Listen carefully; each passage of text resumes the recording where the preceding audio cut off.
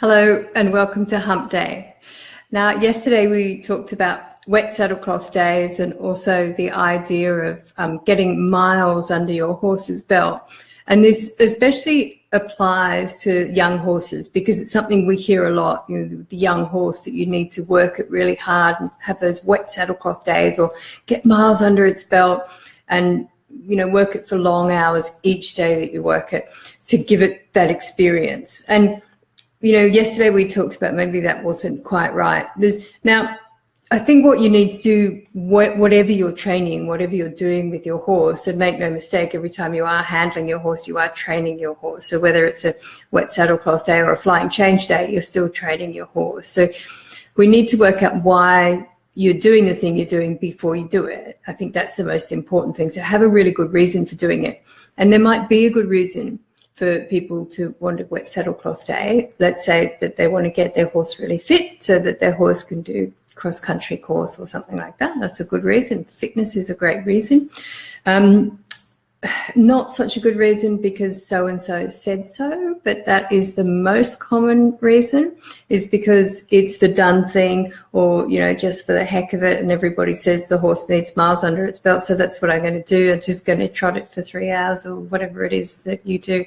That's not a great reason. I think you really need to have a much better reason for doing something than that. So if you find yourself in a situation where you're thinking, oh, well, so-and-so said that the horse needs more miles under its belt, in case that's not a great idea, think of what it is you actually want to achieve, and think about whether you're using that hour. Let's say for an hour with your horse, are you using that hour productively or not? Is it necessarily going to benefit the horse? Now, just trotting it really hard and having a wet saddlecloth day is not necessarily going to benefit the horse. It's not necessarily going to damage the horse either, but there's more chance of that because it's very unstructured and you don't really know where you're heading with it.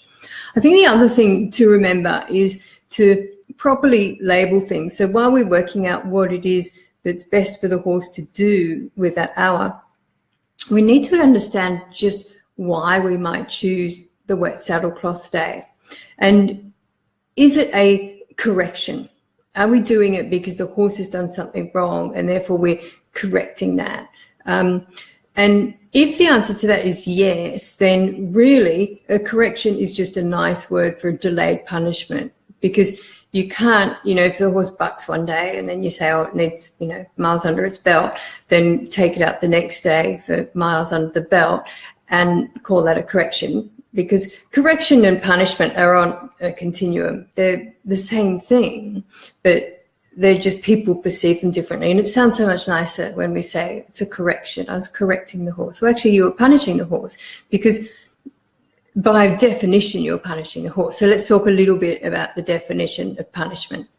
There's, 4 sort of reward or punishment and reward. We use punishment and reward in horse training. Punishment actually isn't very effective at all, but it's still quite often used. So let's talk about reward and reinforcement. That's the most commonly used thing, is negative reinforcement.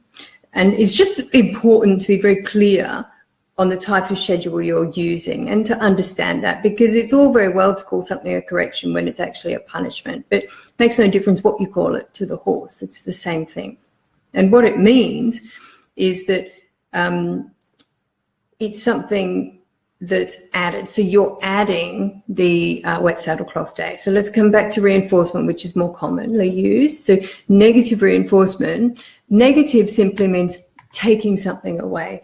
So we use negative reinforcement most often in horse training. And a lot of people will tell you, oh, I only use positive reinforcement, which is lovely. But if they actually put a head collar on the horse, if they ride the horse, they're using negative reinforcement. And there's no getting around that. Although it sounds better if you say I only use positive reinforcement, it's just not true. It's like the difference between punishment and correction. So negative reinforcement means taking something away. So it might be if you're leading your horse in a head collar, you might put a little bit of pressure on the head collar. When the horse walks forward, you release that pressure. In the same way, when you're riding your horse, if you want the horse to walk forward, you might squeeze the horse gently with your legs. The horse walks forward, you remove that pressure. Negative means taking it away. The other one is positive reinforcement. And the positive there only means to add something. So we might add a scratch on the wither, we might add a kind word, we might add a stroke on the neck. And say we're trailer loading the horse, we use a combination of the two things, which is the most often in horse training we do, right? So we might use negative reinforcement by tapping the horse on the hip with the whip. That's negative reinforcement. When the horse steps forward, we'll use positive reinforcement by praising the horse and giving it a rub on the wither or the neck. So with the negative reinforcement, we stop tapping when the behavior occurs. And after the behavior occurs, we reward the horse with that scratch or the tap. Yes, you can also use food. Not that I would do that in the trailer, but that's another discussion. We'll have it another day. So punishment. Punishment works in the same way. We've got negative and positive punishment. The negative punishment means taking something away. So you might, apparently people do that. Don't ask me. Apparently people do this. They take the horse's food away or water away. A big one is taking the horse's friends away. So taking a social situation away, which people do when they go and tie the horse up to a tree all by itself and leave it alone for hours. That's negative punishment. They're taking something away. Positive punishment is adding something. So it might be a wet saddlecloth day. Your horse bucks on Tuesday, so on Wednesday you come out and you positively punish it by adding a wet saddlecloth day. It's also smacking it with a whip. These things occur after the behavior has occurred. Yeah, so it's positive punishment in this adding something after the behavior occurs. So with the reinforcement, we were adding the scratch or the tidbit of food after the behavior occurred. It's the same thing with the positive punishment. So I think it's really important that we're clear on what we're doing. And if you decide to positively punish your horse, there's no good saying, I'm just correcting it. You need to understand that is actually what you're doing. And it's a scale. So if my horse bucked, I might give it a kick or I might slap it with the whip. And that would be positive punishment. But it's no different then from, I mean, the definition is no different from if I took it and ran it around and around and around the paddock 17 times. That is also positive punishment. They're just different ends of the scale. They're the same thing. So I think it's really important before we do anything, like especially something like a wet saddlecloth day, to know why we're doing it. You know, let's get back to that reason of why we're doing it, because if we do know that, you know, if we know we want to get the horse fit, then that's great, and we could really structure that well. And there's a lot of good programs out there that will show you how to structure that, and you can work on your horse's fitness daily and weekly and monthly, and that's great. Perhaps the horse is bored with what we've been doing, and so then you could structure a really much more interesting lesson and engage the horse more. I think if we think about them as two different sorts of things, so it's either going to be an educational wet saddlecloth day or it's going to be a punishment wet saddlecloth day. So you need to know. If it's educational, you'll be able to realize that because you're going to have a structured lesson. So you're going to have a spot on the horse you want to move. You're going to have a direction you want that to go. You're going to have a motivator for moving that spot, and you're going to have a reward when the horse gets it right. So the problem with the wet saddlecloth day, the general wet saddlecloth days, there's no getting it right. There's no release of pressure out there. There's nothing that the horse can do that's correct necessarily. Yeah, it's too vague.